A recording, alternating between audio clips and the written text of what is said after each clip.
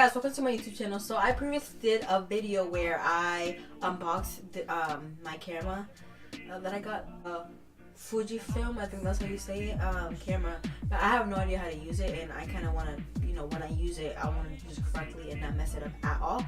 So I looked for a video that is basically a guide to show me how to figure this out. So I'm just gonna press play, and you guys will watch me try to figure this out, and hopefully this will help anybody else that maybe has or just got one of these cameras and has no idea how to use it, like this code right here. Okay guys, so let's get started. Now I'm going to show you how to set up the camera. Step 1, open the battery door. Over on this side, pop it down, put in the battery. Okay, now turning it on, this actually kind of trips me up sometimes. It's this little button over on this side. You push it and the lens pops out. Now it's on. You can look on the top here, and when you see that orangey red light, you know that it's ready to go. Okay, so that's how you turn the camera on, but the important part is loading it with film. So I am going to show you how to do that, and I don't want you to panic because I know it might seem intimidating, but it is actually super, super duper easy. For starters, turn the camera off. Just like that. Easy, right? Okay, so the film comes in a box like this. Once you open it up, it's this nice little packet here. And just a quick note about film. This stuff is kind of delicate, okay? You want to treat it nicely. You want to treat it real nice. So don't leave it in a hot car. Don't let it get super cold. That can totally ruin it. You want to kind of leave it around a room temperature, nice and cool. Don't get it wet. Yeah, it's kind of special stuff. Once you open it, this is also important, be gentle, and I'll show you why. Open up this package. Now, when you take out the film, you will see that there are these no finger little pictures all over it, and that's telling you don't squish this. If you squished it with your finger like that, there's so many chemicals in here that are what make the instant film work that you will totally mess up your photos if you squish it. So hold it from the edges, be nice and gentle. Okay, you got your film ready? Let's put it in the camera. So around on the back here. Okay, here's the tricky part. See this little yellow dot here? See this little yellow dot here? Right? Not so tricky. Line up the yellow dots and drop it in. That easy. Close the door. And this is so handy. There's this little tiny window here that will let you be able to tell whether or not there's some film in there. If it's yellow from the little yellow dot, you know there's film inside the camera. If there's no yellow dot, it's empty. So handy. Okay, now this is really important. In your pack of film, there is something called a dark slide. It's like a cardboard cover that doesn't let the light damage the film, which means the first image you take here is not going to be a photo. So don't get everything all set up, ready to take the shot. You have to take that dark slide off first. So turn on the camera like that, nice and easy. Then this is the shutter release right here. You press that and the dark slide will come out just like that. And it even really handy. It says right on it, this is not a film, just so you don't get confused. All right, now you're ready to take a photo. Just kidding, you're totally not ready to take a photo yet. Here are where the really important tips are. Do not miss this part. This is what's gonna help you make sure you actually get photos that turn out. So before you take a photo, you need to know that this camera has what's known as a light meter. That is a device inside of it that is reading the amount of light that's coming into the camera.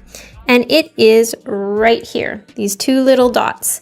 That's where the light's coming in. So when you're taking photos, do not cover these up in any way because it's gonna mess everything up.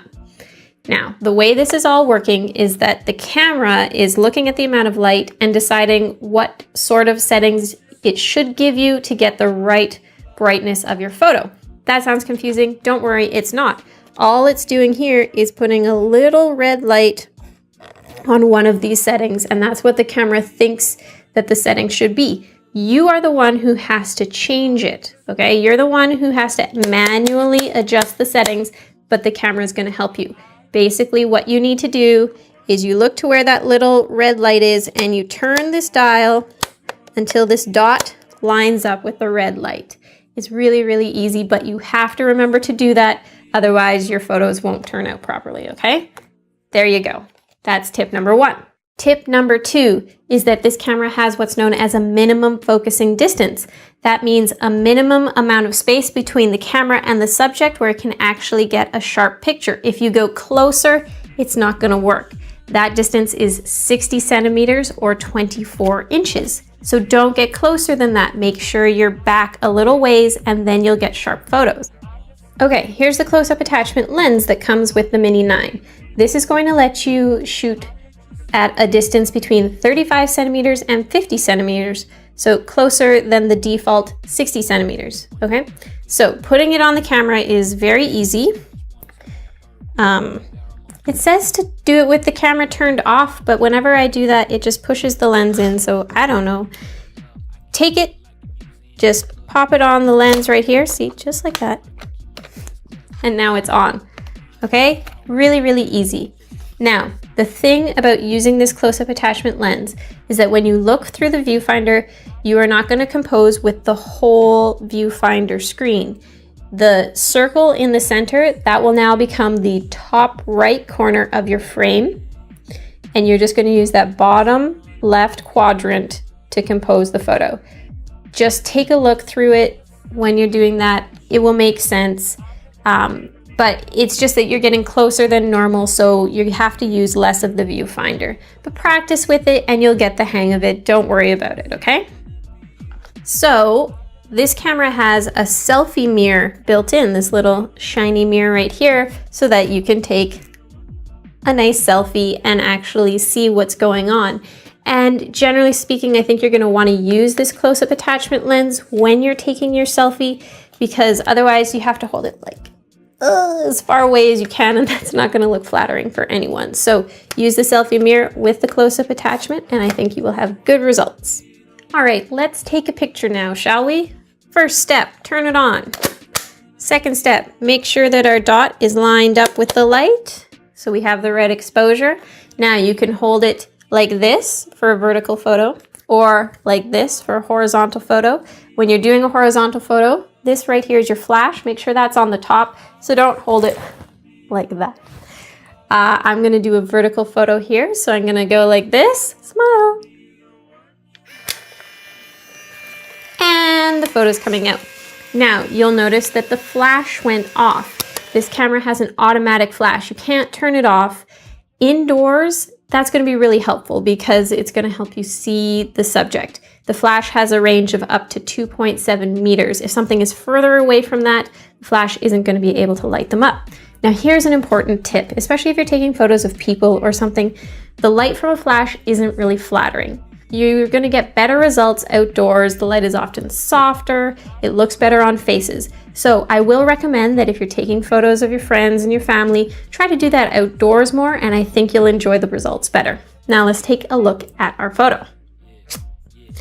Here we go, it's coming up. It takes about 90 seconds for the film to develop, which is the funnest part of instant photography, right? You get to see it coming up there. Oh, it was a good shot. Now, when you take the photo out, this is important. Don't shake it, no matter what they tell you. Don't shake it. Do not squish it. Don't touch the photo at all. Hold it by the edges or by the bottom here. Again, these are like really crazy complex chemicals.